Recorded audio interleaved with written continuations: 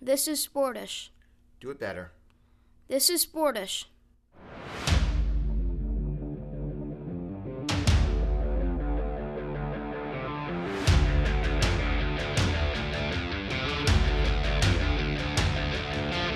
This is Sportish.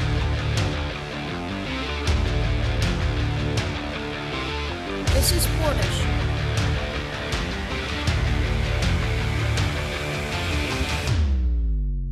This is Sportish. This is Sportish. I am not Jeff Brault. I am Jay Friedman, and with me is the director of the School of Communications and Media at Montclair State University, Dr. Keith Strudler. Well, that was a tight intro. You really dug. How did that feel? That felt okay. I have a usual pitter patter I do on the podcast, so this was more or less similar. I'd say that you're hopefully watching us on For the Friends or FTF's Next or on YouTube or all the other stuff that Jeff usually says at this point. So welcome to this episode of Non-Jeff Sportish. Yeah, and so no, Jeff is not with us this week. He had to make a decision. He decided, look, an opportunity knocks, and for Jay Friedman, I mean, I think the listeners have been following along kind of on the edge of their seats as it seemed like we were getting closer and closer to this moment as there were more and more of these kind of near misses, right? And of course, Jay, as you know, was selected in a very, very competitive process, which rarely went down to the wire, was selected as the permanent fill-in host. Now, like godfathers and godparents, while it's an honor, in some cases, they hope to never have to assume that role because God forbid, what does that mean to the parent? Well, I want to assure you, Jeff Brault is okay. As far as I know, last check-in, physically well, but unable to fulfill the responsibilities of being a co-host on Sportish. So, of course, that leaves the door wide open for Jay Friedman. And, opportunity knocks. And sometimes these are the moments, how many times let's talk to Tom Brady about what it meant to have that opportunity to start when Drew, whatever the hell that guy's name was, I can't even remember his name anymore. He started a winery, as we all know. Who was that? That was the quarterback of the Patriots. Drew Bledsoe. Yeah, that guy. It was like the number one pick. That guy made like $100 million. But he started a winery. Actually, you know what? He's doing all right.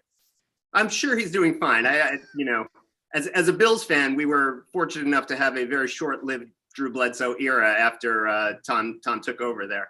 I think I'm hoping in this case that the more apt comparison might be I might be the Lou Gehrig to Jeff's Wally Pipp. Oh boy. And we might be at the beginning of a 2,000-week streak right here. You never know. To be fair, I think this is what the people have been clamoring for some time. So, I'm very professional. I'm already getting texts during this. Yeah. Do you think you could shut that off? Like, I don't know. I'd like to. So, by the way, I love what you've done with the set. It looks really professional. It's nice. Well, it is funny because after the last time I came on and Jeff made fun of me for how well lit this place was or was not, I did text you about buying some lights. That was several months ago, and I never got around. I'm not sure it was in this calendar year at this point. No, I don't. I was actually going to buy the lights today, and before this call came in, and we will say third time is a charm. Opportunity knocks, but I did not seize that opportunity earlier. So it's good to be able to answer the call to the bullpen. I'm psyched to be here. Yeah, it's really interesting. I mean, this of course is, and I think the fans probably have realized this, but it's a very special moment for sports. It's the first all Jewish Sportish. Wow, that's right. We've been majority Hebrew before, but never universally Hebrew. So I just like. I mean, I'm sure. I hope your holidays were lovely. I hope. Of course, this is Sukkot right now. I don't know. How are you celebrating Sukkot? How are you? I mean, traditionally cheeseburgers and bacon. Do you know what Sukkot is? Yes, I do know what Sukkot is. Sukkot is the that's going to be really annoying. You're going to have to turn the text off your computer. I don't No, I don't know what to tell you. The message thing is off. Yeah. Are any of these medical emergencies? Of course, Jay is a part-time doctor in his spare time, full-time host of the Pain Cave, and of course, fill-in host of Sportish. But in his spare time, he does save lives. Part-time, very much. So you do know what does Sukkot mean? Okay. I'm not going to go so far as to say I know exactly what we are supposed to be celebrating on Sukkot, but Sukkot is, as most of the holidays are, built around a harvest. It is harvest time. God damn it, we're bringing in. This is the greatest. I have no idea who's texting me. We're harvesting the crops and we're celebrating that. So we're building a I don't want to call it a tent. It's a sukkah, or probably that's probably the Rockland County / Long Island way of pronouncing it. I'm sure I'm mangling that somehow. But it's basically an open-walled, open-roofed structure. Sure. Decorate with agricultural droppings and welcome everybody in for a rather healthy meal, I would say.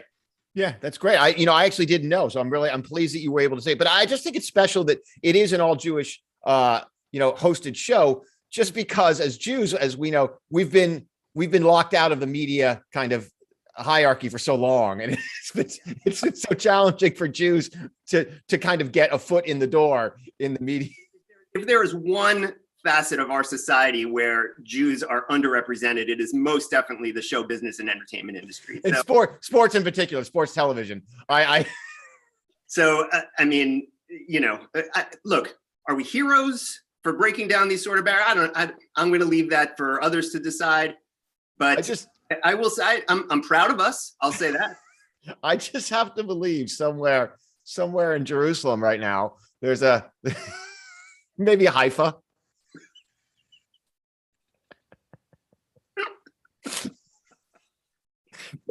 Maybe Netanya. A young Jewish boy listening. There's probably a young Jewish boy who now knows that he too can have an underfunded program on a digital sports network that airs perhaps at noon on Thursdays. We're about making dreams come true here. That's really our mission and has always been. I couldn't here. Yeah. So things aren't going well here, by the way. Andra's out of town. That's my wife for the longtime listeners. And thank you. And so my first wife. And so this and so I'll tell you what. So when you have your family, and this is very much like a sports operation, I think anyone who runs a family, it's very much like a team. And it is very much, you start to run in a very automated, precise manner to keep, to keep the trains running on time. Everything has to line up and it's precision. And so when you remove one cog from that system, particularly when the cog happens to be the person in the family that's doing everything, it really comes to a grinding halt. And so we're only about 3 days into this experiment, if you will. And right now we've reduced, we used to have speaking of a harvest, we used to have a bountiful harvest of food in the house. We have narrowed the food groups down to pizza and Chipotle. That is all that is available to us. All right. I'm going to say that I'm going to freelance here and say that really that's all you need.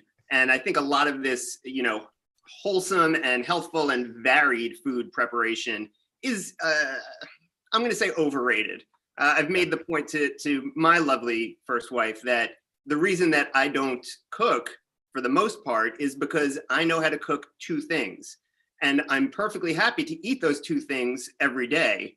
But if she wants any sort of variety or nutrition in our family's diet, then that's going to be on her, unfortunately. So I'm gonna I don't know if I'd call you father of the year, but pizza and Chipotle is about as nutritious as it's going to get here when I'm flying solo. Now, the question I have for you is, how much less productive are you because you don't have somebody telling you what you should be doing all the time? Are we talking about at work? Or are we talking about general? I'm talking about at home. Now that there's not somebody there who's telling you what you should be doing. Yeah. Are you I not? understand. Because I understand what you're saying. my wife and kids, they went away this past weekend, and I was working a couple of days, and there were about 2 days where I was home by myself with the dog. And I will say that we went for 2 runs, and I watched about 8 hours of Norm Macdonald videos from YouTube. So, I will say that things don't move, quite at the same pace as they do when the rest of the team is in town. I would imagine a normal weekend that would probably be 4 hours at most. And I would also imagine that it would be weird if it weren't this past weekend for you to be watching that much Norm Macdonald. It would at that point, you would actually be what we'd call a suspect.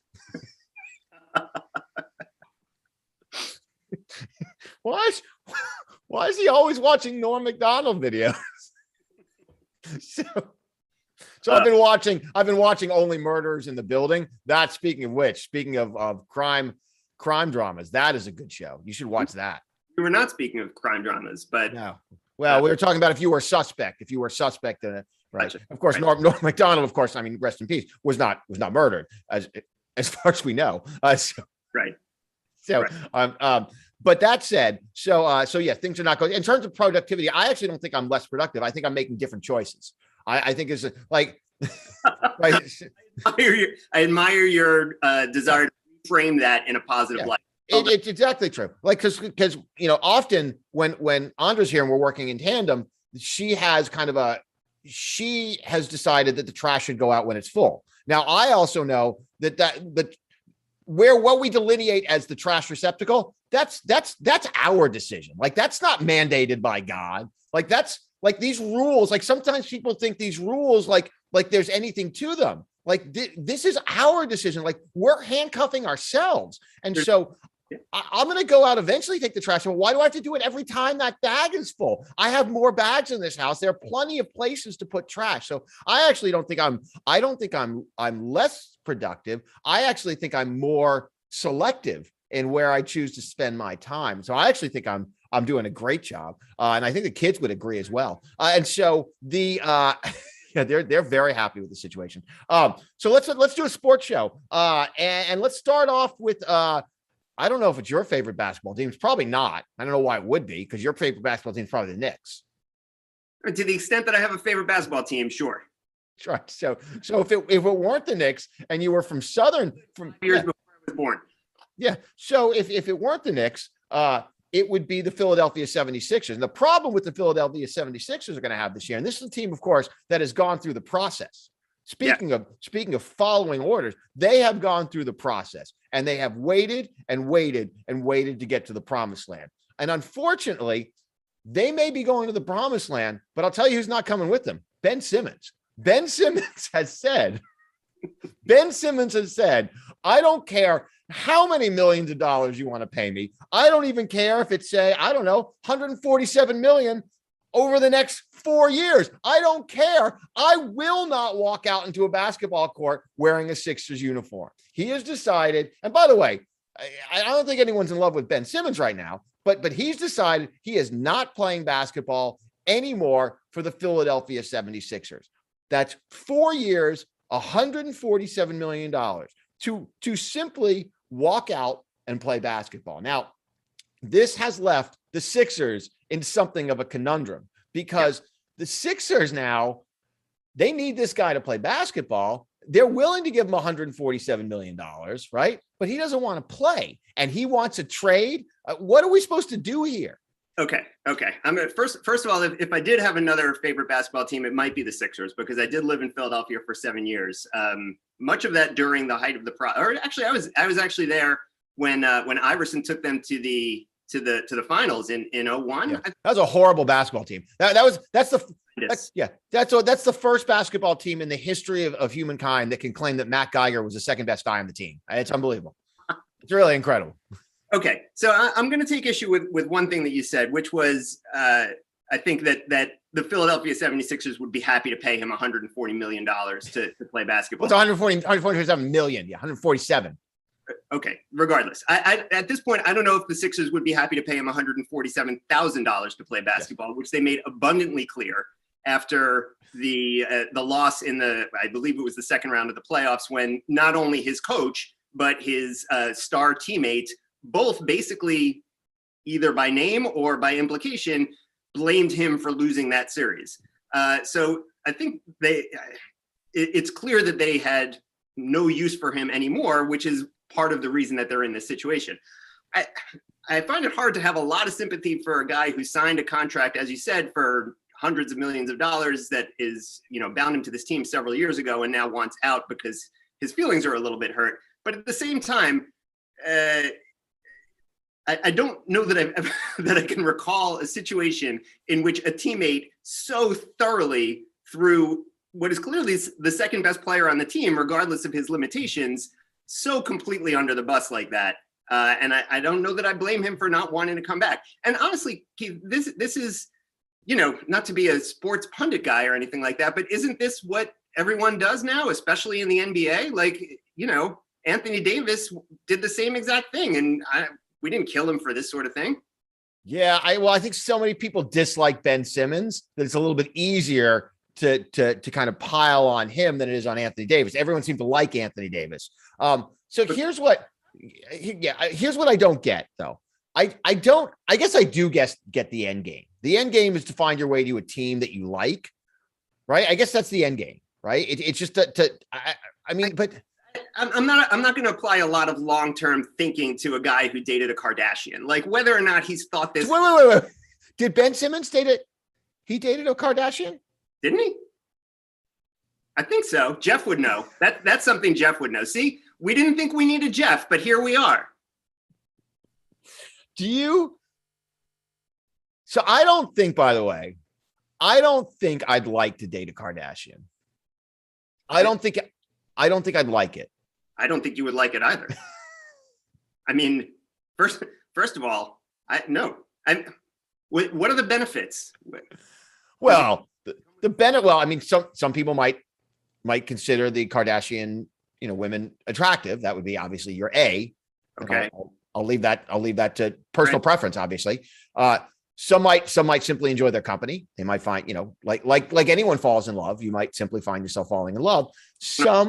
I think there is the ancillary benefits of, as Kanye has found, skyrocketed him to success to the tune of a home in the Mercedes-Benz Stadium. So, I don't know. Wasn't that guy more famous before he dated a Kardashian? Probably not. I don't know. I don't know. So I don't know. But I digress. So I don't even know what we're talking about. It doesn't seem like this works well for team owners, general managers, when you really have no control over whether or not your players are going to stick around. But here's the other side of it. I can't imagine that anyone in the Sixers organizations really wants Ben Simmons to stay. No. Right. So this seems like one of those marriages of convenience. The problem is they've got to find someone who wants to pay him. Like it's just, Well, they don't. I don't. Right. I mean, they need somebody who, is willing to take on that salary and also to give back. Look, can I say something? I like Ben Simmons. I mean, I actually find him to be a fun player to watch. I really do. This isn't even a bit. Like, I actually like watching him. There are plenty of people in the league that can shoot. The fact that he has become probably one of the 25 or 30 best players in the league without being able to hit a shot outside of 3 feet is actually pretty impressive. He's a great defender. He's a great passer. The game's more fun when he's on the court. So I actually don't mind Ben Simmons. The problem. I'll take it a step further. I think parties are more fun when Ben Simmons is there. I think everything's more fun. I think you're probably right. Look, he's Australian. I mean, who doesn't like Australian people? I will tell you, that's a really strong point. You could start with Paul Hogan, who I believe is Australian. Yeah. I believe. All right. Played one on TV at least. All right. I don't think that was an act. I think that was the real deal. I think how disappointing would it have been if we saw an interview with Paul Hogan and he had like a thick, like Midwestern accent, like a, or he was from like Southie, from Boston, right? That would be awesome. Well, that's why the guy who's on Billions, right? You know what I'm talking about. Red hair guy on Billions. He's British. I can't take it. Oh, everyone's now though. That's right. It's true. It's true. I will tell you that Empire's had a bit of a revival. They've totally They've totally. I mean, I think we all thought Brexit was the end. Maybe that was just the beginning of the second act. Because you're right. I do feel like everyone is British now, and if they're not British, they want to be. They're doing movies about Margaret Thatcher. I mean, may she rest in peace, of course. You're right. Everyone is British. And so you're right. So there's a lot of reasons to like Ben Simmons. I want to call him Bill Simmons. For obvious reasons. I like all Simmonses. I like Bill Simmons too. Let me ask you this: as a Houstonian, as a Rockets fan, what are your feelings on Daryl Morey now trying to kind of squeeze a little bit of extra value out of what is clearly an asset that very, very few people seem to want? Yeah, I like Daryl Morey. I always did. I always thought I was a fan of his. He left how he left. Look, the Rockets got pretty close under his leadership. And he got pretty close at a time when it was nearly impossible to break through. Like I think if we're really going to talk about sports, I think the Rockets will never get the credit they deserve for being the other team that almost made it. In an era when it was nearly impossible to make it through because you had super teams all over the place, the Rockets were one horrid, ridiculously ill-timed injury from them winning the whole thing. Right, because they were going to beat Golden State and then they were going to win the whole thing. Right, probably. And so it was disappointing. And what does that make them? That makes them like the Ewing Knicks, basically. Yeah, but they're less annoying. The Ewing Knicks were annoying. The Ewing Knicks were annoying. I don't. You're going to say James Harden was less annoying than Anthony Mason? Oh yes. No. Oh my God, yes. Anthony. My God, yes.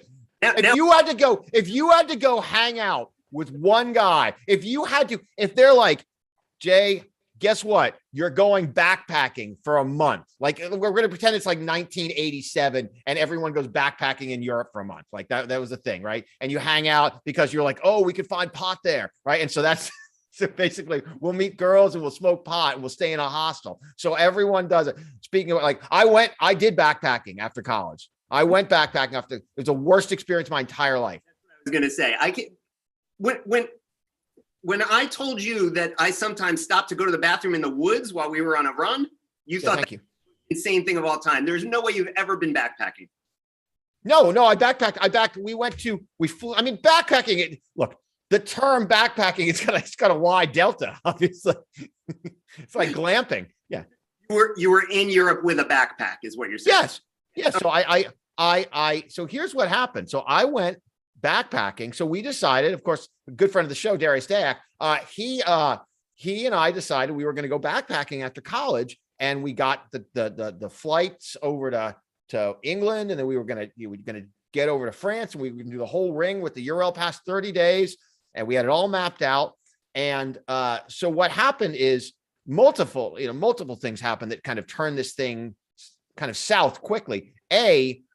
3 days into the trip, he had all of his stuff stolen out of a train station locker. That wasn't skin off my back, but I had to listen to it, of course. So then we had a situation. I don't want to bore the listeners who've probably heard the story 4 times already. We decided that we were going to be going running every morning because we're track stars. I mean, no other way to put it. We were track stars, right? Flat out track stars. And so coming off a very glorious run at Cornell Track and Field. And so we were kind of contemplating our post-collegiate careers, obviously. And some might suggest this was the beginning of our European circuit, right? As we were in Europe with running the parks. Horizon and whatnot, yes. Yeah, absolutely. So we were over there and running. And, of course, the Barcelona games were about to happen. We didn't make it to the Barcelona games, mainly because they were out of hotel space in Barcelona at the particular time, but we were literally a stone's throw from that level of success. And so we're running, but of course, laundry's an issue. Laundry's always an issue when you're backpacking, trying to stay lean and mean. And it was more of an issue for Darius because he had all his stuff stolen. So we were wearing Speedos to run, just as the undergarment, of course. We still wore shorts, right? We weren't fully European at that point, but so we were running. Now the problem is the Speedo never really dries out. And so you wear the Speedo and then you kind of dry it out, but then you wear it the next day to go running. Well, what happens is, and you're a doctor, I don't have to tell you about this, you can develop a rash. I mean, the moisture, it finds its way into places that don't dry. And so you start to develop a rash, and some call that rash jock itch. That's what some people call it, right? Now, so we went to a pharmacy in Amsterdam after a very unpleasant train ride, and Darius has no clothes and it's raining, and I've said, look, I'm not walking another 10 yards until I deal with what I'm assuming to be bleeding, right, coming from kind of the under region of my body, and I've tied it back to the Speedo. Yeah. So we go there, we're standing in line in a pharmacy because in Europe they don't trust you to buy aspirin off the shelf. Yeah, you have to get everything from the pharmacist, right? So, well, I don't know if this was in 1992. So let's assume it to be still. I mean, times have changed. The most interesting part of the story. Go on. All right. So we walk in and I say, hey, I got a rash. And a young woman standing in there, and she's like, okay, well, tell me what the rash is. And I was like, it's a rash. It's an itch. She's like, well, you need to describe the rash. And I was like, well, it is a rash. It's a red rash and it itches. And so, and this is going back and forth. The line's getting longer.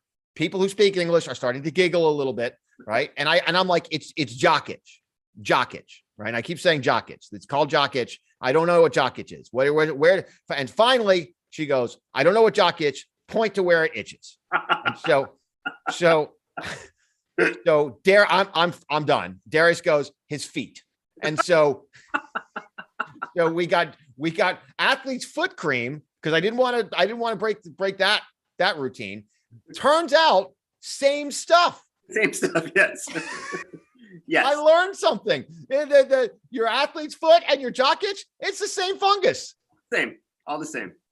Well, for anyone who was concerned that we were veering dangerously close to being a sports episode, this has disproven that notion. That's well, I'll tell you something else. If I'm talking about things that bother me, so I spent this weekend watching, as most of America did, the Florida.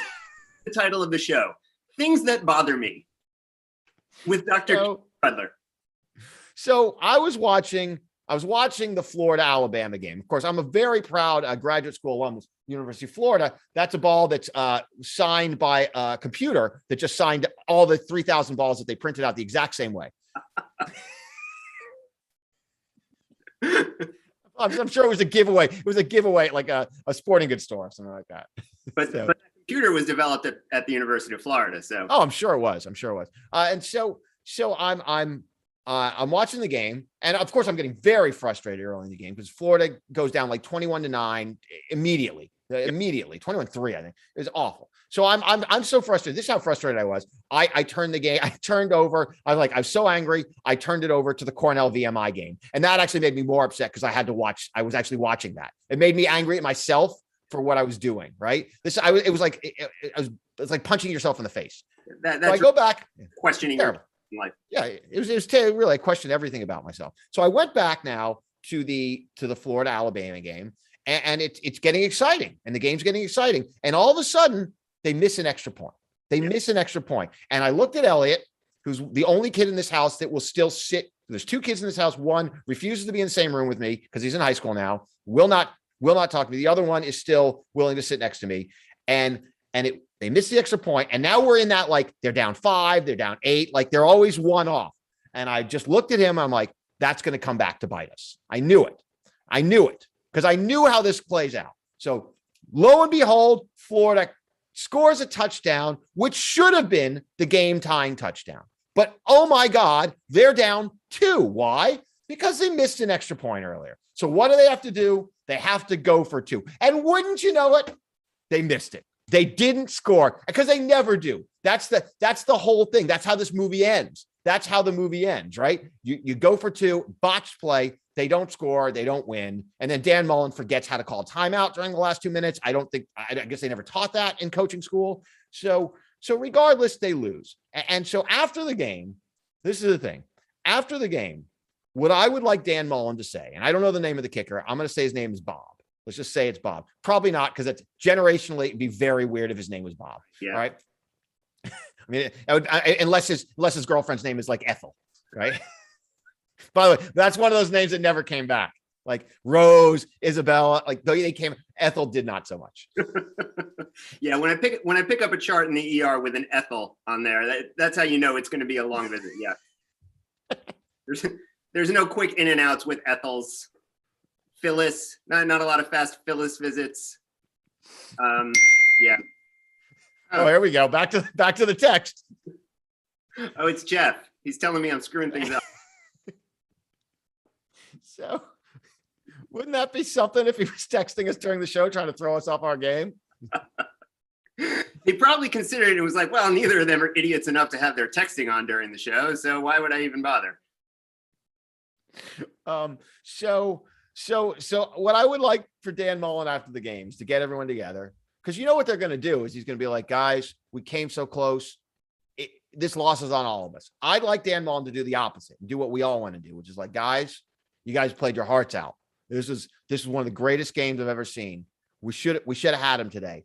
Offense, you played great. Defense, in fact, this whole team, it just didn't turn out for us today. Sometimes it didn't turn out for us today. You guys played great. And the only reason we didn't win is because of Bob. Bob right there.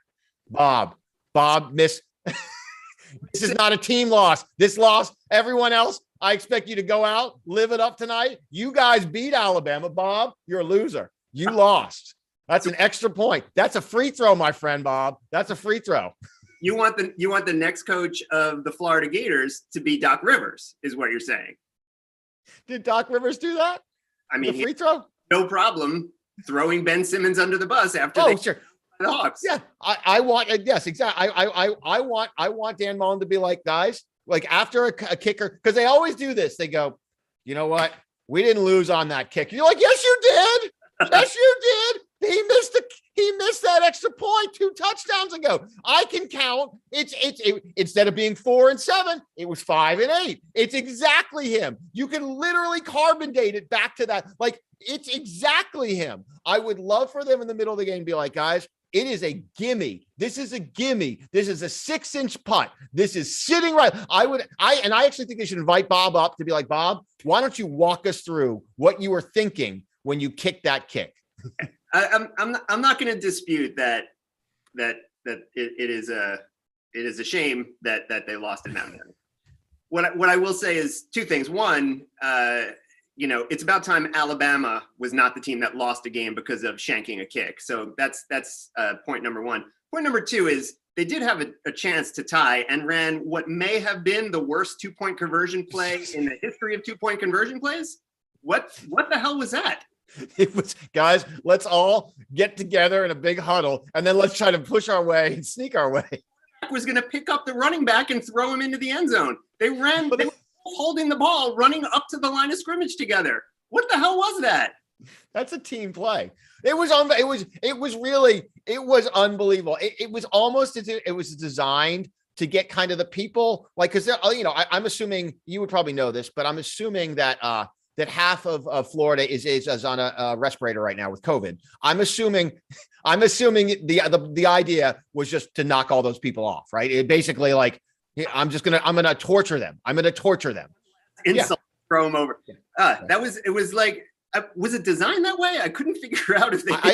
I do believe the running back lined up on the wrong side, which seems like something that could have been worked out. And this is the most important play in the last 10 years for the University of Florida. And this is not hyperbole. This is literally the single most important play. And it's single most important play since Tim Tebow played there. And they could not execute a simple running play. The thing that you teach the 5-year-olds where the pads are wider than they are tall, they couldn't do it. It wasn't even like they couldn't execute, like, oh, they blew a block, or, the Alabama defense really collapsed the line. It's a great defense. And they really did not seem like. I'll go. I'll tell my Florida football and I'll walk you through it. So they're like, hot, hike. And he's just standing there and he's like, here, take it. We'll just walk in together like this. That was very poorly done, but it's the exact. I'm sorry, I don't have my camera guy with me. So get down here and work the camera. So I'm not going to put it all on the kicker when that really was. I mean, that was the show. That was the highlight that led SportsCenter. I got to say. Yeah, I will say. I mean, look. I mean, not that I want to talk about the Jets at all, but the Jets' new quarterback took a bit of a beating this weekend, right? And it was not treated as nicely as the Florida kicker. Jets quarterback, the BYU kid. I'm just, what's his name? I don't remember. I know that kid. He's not supposed to be treated as nicely. He makes millions and millions of dollars. This is my question. Medically speaking, is it okay for people to tell him that he should rot and die in hell? Like, is that, I mean, just as a doctor, would you say that's okay for a rookie quarterback in his second start, who's basically thrown to the Lions with a terrible line and so forth? I mean, it is interesting that we we celebrate all these athletes who, and rightly so, for calling attention to mental health struggles and everything else. And yet at the same time, we're basically just like, oh, you make $20 million a year, you can go F yourself. Like, like we really will drive these people absolutely as far as we can into deep, dark depression just because they happen to make a lot of money and didn't, perform in this contest against the team whose color shirts we don't like. But, God forbid we allow them some sort of mental, I don't even know what the word is I'm looking for, fortitude. Yeah. What I also like, because it's always New York, they're like, well, that's why New York's the best place to play. I'm like, why? I'm like, so they're like, because the fans give it to you like it is. And I'm like, well, how is that? Like, people really, like, New Yorkers really like, because when they cheer for you, they really mean it. I'm like, but 9 out of 10 times you have to walk to your car like with a head on a swivel. And so, like, I want to know how anyone is like greatest place to play sports, to be an athlete in New York. I'm like, well, yeah, because all these other guys, they go to like Charlotte, and with their first check, they buy like half of a city block. They literally like, we're going to change all the street signs to my name. And then they come to New York and they get a rookie contract. They're like, I don't know, maybe I get a 2-bedroom. Like, maybe I'll just live in Hoboken. Like, they're literally like, my money goes nowhere. And then if I go to like a Wegmans, if you're lucky enough to be near one of those, some guy is going to be like cussing me out, being like, you can't even catch the mustard. It's great. Right. Exactly. Meanwhile, in Charlotte, you blow the game winning play and they're like, oh, did the Hornets play today? Was that game on? I missed that. Right. I mean, the Florida Marlins, they have 350 people at a game. That must be the easiest job in the world. Right. Those guys still get paid. Well, I like to think of the Florida Marlins as kind of like the Sportish of Major League Baseball.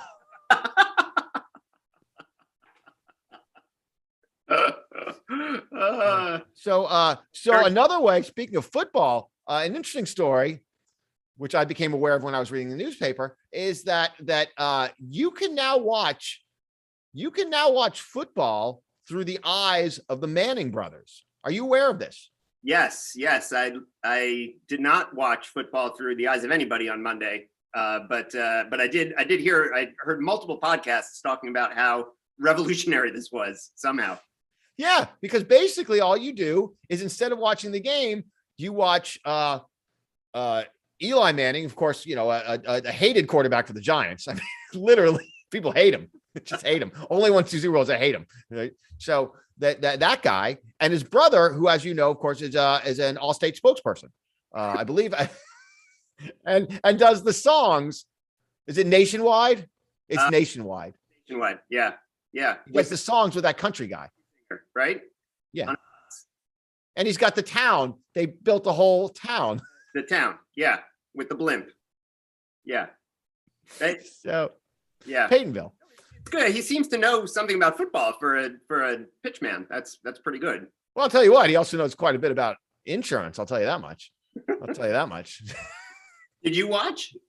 No, I didn't even know it was happening, but we're definitely talk about this. So yeah, good. Yeah.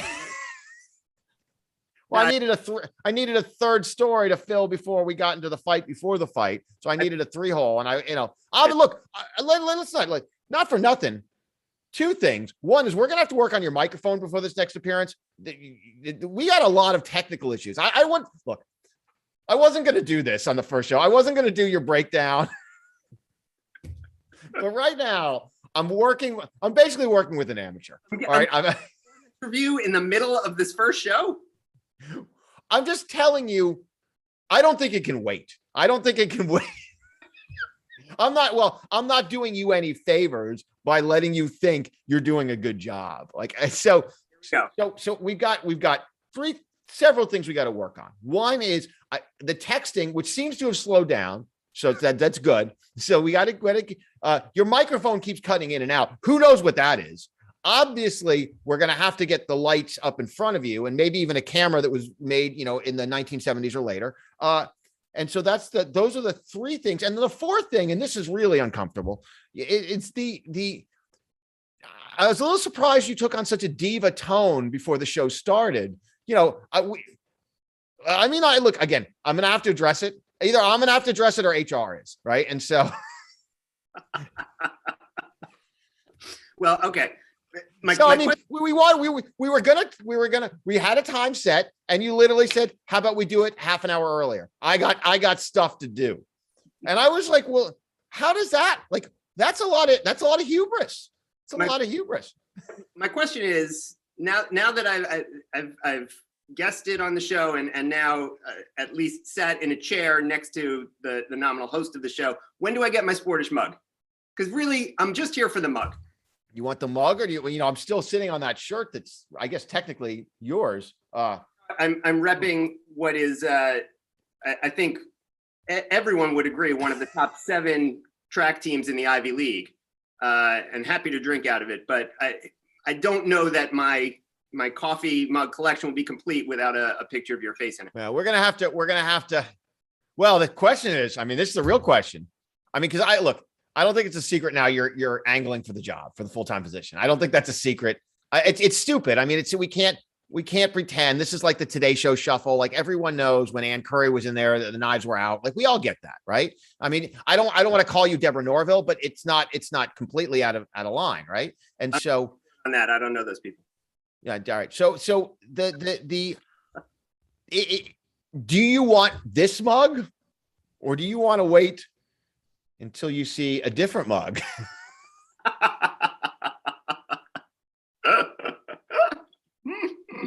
What if we did the show and we just pasted your picture? What we should do is next week, when I assume Jeff is back, we should have a mug with our picture on it. That would be funny. Don't assume he's back. We assume, but who knows? This is not the Jeff I know. It's not the Jeff I know anymore. So what we used to assume, it being in character, I don't know. But we are running short time. This has been a sensational show. I think the fans are really enjoying it. We're not doing the Peyton and Eli thing, because I actually had a question about that. No, the last, let's get in. Go. Yeah, go. It seems like haven't we been sold this very product millions of times over the past 25 years with, we're just going to be having a beer with whoever the commentator is. Like, what is different about this? Well, they're brothers. Okay. What brothers? We're both Jewish. We've already addressed that. I'm just saying, like ESPN3 is going to, the next simulcast will be 2 Jews. Come have a beer with 2 Jews talking about football. They're basically the same. If you could, here's a 2-part question. If you could watch a football game being discussed by 2 Jews, who would they be? And by the way, you can't name Sarah Michelle Gellar as one, because she's mine. So I would, mine would definitely be Sarah Michelle Gellar. And boy, what would be the foil? What would be the yin to her yang? Like, what would be the perfect Jonas Salk, the inventor of the polio vaccine. That's pretty good. I would say Sandy Koufax and Gal Gadot. That's almost good. Like, I'd almost want to watch that. I might want to see what they have to say. That might be good. I would like to see Sarah Michelle Gellar, who I believe is half Jewish, talking to Jonas Salk. I can't imagine the intersection of what they discuss would be wide. So Sarah Michelle, she might have studied genetics. You think she's an epidemiologist in her spare time? Blossom is like a neurobiologist. Oh, she's well, Blossom. Don't speak of Blossom and Sarah Michelle Gellar. I love them both, but let's not conflate the issue here. But that'll be, what 2 brothers would you like to see? I can tell you the brothers I would not like to see the most. What brothers would you like to see? What brothers would I like to see other than the Mannings talk about football? Oh, that's a good one. What? Who do you have? Let me. Well, I'll tell you who I wouldn't want to see. Who you wouldn't want to see? Yeah. No, you like the Mannings. Go on. No, I'll tell you who I wouldn't want to see. You want to know who that is? Who? The Menendez brothers.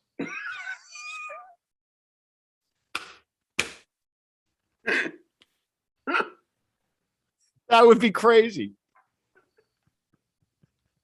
It would be so inappropriate. The ratings bonanza. Okay. You win. Are we out of time? No, we got like 2 minutes. So the last thing I want to say is this: Canelo Alvarez, Caleb Plant, apparently both boxers. They were getting up to do a press conference, and they just went at it. They just attacked each other. They got a big fight set for November 6th, a title unification bout. And meanwhile, they can't even hold it back. And they're wailing on each other. What do you think about boxers fighting? I mean, we've all seen it. We saw it in Rocky Balboa when he hit the Don King character, of course. And who was the guy, the other young boxer who's protege? We've seen this before, but what do we think about this? I mean, I think it's all performative. I don't know. I mean, does Canelo Alvarez really know who this guy is and give a crap enough about him to beat the crap out of him without getting paid for it? I can't imagine. It's nice that you remember that we're not supposed to curse on air. Really trying. I'm really trying. I've stumbled over an F word about 4 or 5 different times. It's not just the lights and everything that need work coming from the podcast world. I work in an audio medium, which is a little bit more free flowing generally. Sure. I'm sure the viewers are very familiar with the Pain Cave. They know. Yes. But we're very popular with the ultra marathoning crowd. Because I'm assuming there are only 12 fans of ultra marathoning, which would equal our podcast listenership. So it's about the same. Lazo is the #1 fan for both of our demographics. So shout out to Pete. He is the crossover. Alvarez, Plant called him a mother, speaking of curse words, blanker, which set Alvarez off. He went crazy and you followed with a combination. I mean, look, we're out of time here, but boy, I got to save it for the ring, save it for the Manning brothers, save it for the brothers program. That's all the time we have here today on Sportish. Jeff, how do you feel in 5 seconds or less? How much did you enjoy this? On a scale of 1 to 8, was it a 10? I'd give it like a 9. All right. Yeah, 9 it is. We'll see you next week on Sportish with at least one other co-host. Bye, folks. Thanks for listening to Sportish. See you next time.